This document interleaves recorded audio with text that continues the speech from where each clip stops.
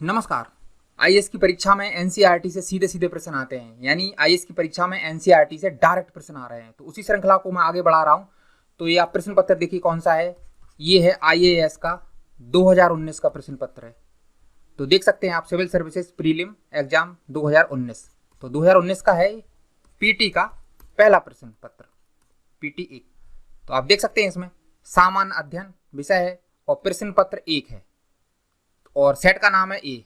अब चलते हैं प्रश्न की ओर। वैसे तो 90 से 95% आते हैं, लेकिन कुछ उदाहरण के तौर पर आपको कुछ ही दिखा सकता हूं मैं। तो देखिए आप, तो बढ़ते हैं प्रश्न की ओर। अभी प्रश्न को बहुत ध्यान से समझिए। प्रश्न है 66वें नंबर का है, 66। निम्नलिखित में से किस एक का यह सुझाव था कि राज्यपाल को उस राज्य के बाहर का एक प्रतिष्ठित व्यक्ति होना चाहिए और उसे एक ऐसा तटस्थ व्यक्ति होना चाहिए जिसके गहन राजनीतिक जुड़ाव ना हो या उसने हाल के पिछले वर्षों में राजनीति में भाग नहीं लिया हो। तो सही उत्तर है इसका सी, सरकारिया आयोग। तो प्रश्न को थोड़ा और समझते हैं गहराई से, तो आपको थोड़ा समझ में आएगा। जैसे इसमें लिखा है निम्नलिखित में से किस एक का यह सुझाव था। तो सरकारिया आयोग का सुझाव था कि राज्यपाल को उस राज्य के बाहर का एक प्रतिष्ठित व्यक्ति होना चाहिए। जैसे उदाहरण के तौर पर तमिलनाडु का मैं बात करूं, तो तमिलनाडु राज्य में कोई राज्यपाल जाएंगे बन के, तो वो उस राज्य के नहीं होना चाहिए, क्योंकि नियुक्ति जब भी हो इनकी तो किसी दूसरे राज्य से आने चाहिए, तमिलनाडु के ना हो। मैंने ऐसे 28 राज्यों में जब नियुक्ति होगी, वर्तमान में तो 28 राज्य हैं और 8 संघ राज्य क्षेत्र हैं। तो जो 28 राज्य हैं उनके जो राज्यपाल है वो किसी दूसरे राज्यों से आने चाहिए, यानी उस राज्य में उनका जन्म नहीं हुआ हो। जैसे तमिलनाडु है तो तमिलनाडु के अगर राज्यपाल बनते हैं तो तमिलनाडु में उनका जन्म नहीं होना चाहिए, किसी और राज्य में जन्म हो तब वो तमिलनाडु के राज्यपाल बन सकते हैं। और उसे एक ऐसा तटस्थ व्यक्ति होना चाहिए जिसके गहन राजनीतिक जुड़ाव ना हो।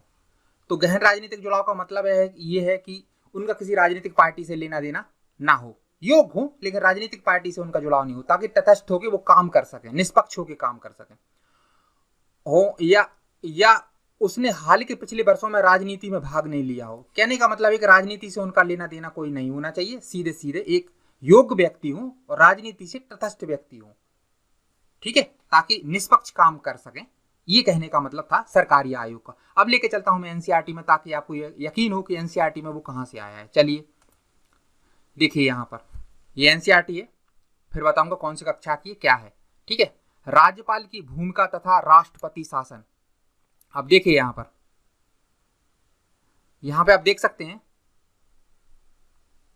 केंद्र राज्य संबंधों से जुड़े मसलों की पड़ताल के लिए केंद्र सरकार द्वारा 1983 में एक आयोग बनाया गया था। इस आयोग को सरकारिया आयोग के नाम से जाना जाता है।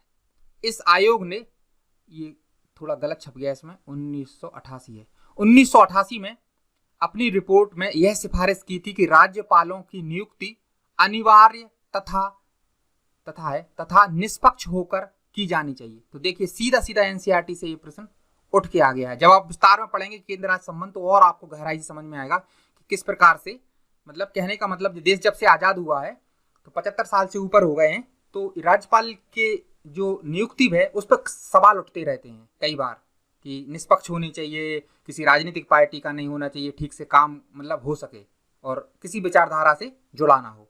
तो ये सीधा सीधा एनसीईआरटी से आ गया है। अब मैं लेके चलता हूं आपको कि कौन सी कक्षा की एनसीईआरटी है, ताकि आप भी उसको मैच कर सकें। तो ये देखिए, ये है, पहले तो ये कौन सी कक्षा की एनसीईआरटी है, ये है 11वीं कक्षा की एनसीईआरटी, कक्षा 11 की है और विषय है राजनीति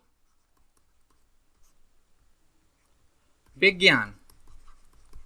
राजनीति विज्ञान की एनसीईआरटी है, ठीक है, और 11 कक्षा की, और किताब का नाम है भारत का संविधान, सिद्धांत और व्यवहार। तो भारत का संविधान, सिद्धांत और व्यवहार, तो किताब का नाम है भारत का संविधान, सिद्धांत और व्यवहार। थोड़ा कंफर्म कर रहा था मैं, तो ये सीधा किताब का नाम है भारत का संविधान, सिद्धांत और व्यवहार। तो ये तो किताब का नाम हो गया, विषय आपको पता ही है राजनीति विज्ञान, और कक्षा 11 की है, और अध्याय आप देख ही सकते हैं 7 है, और अध्याय का नाम है संघवाद। तो सीधा सीधा एनसीईआरटी से आ गया है। आप भी इसको मैच कीजिए ताकि आपको और ज्यादा विश्वास हो। तो इस वीडियो में बस इतना ही रख रहा हूं मैं, मिलते हैं अगली वीडियो में। धन्यवाद।